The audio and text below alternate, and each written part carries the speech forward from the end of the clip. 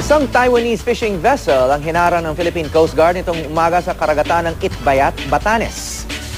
Hinuli rin nila at ikinulong ang nag-iisang crew member na lula nito.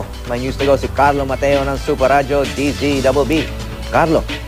Isa na namang Taiwanese fishing vessel ang nasa bat ng mga operatiba ng Philippine Coast Guard, ganoon din ng Batanes Police Provincial Office at mga miyembro ng Bantay Dagat. Ito'y sa lugar na sakop ng 200 nautical miles exclusive economic zone ng bansa.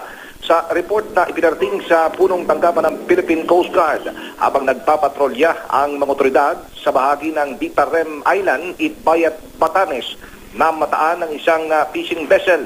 Nang lapitan nito ay dito nakumpirma na ito isang Taiwanese fishing vessel na may registry number PRPT 3512.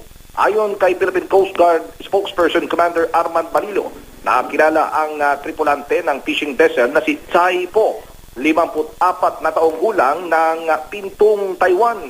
Dahil sa walang kaukulang dokumentong maipakita ang mangingisda at hindi maipaliwanag ang kadahilanan ng pagpasok sa teritoryo ng bansa, iditirine itong otoridad si Tsai Po sa Batanes Provincial Police Office habang idinaong naman ng mga bantay dagat sa Basco Seaport ang Taiwanese fishing vessel. Para sa News to Go, Carlo Mateo ng GMA Super Radio DZBB. Carlo.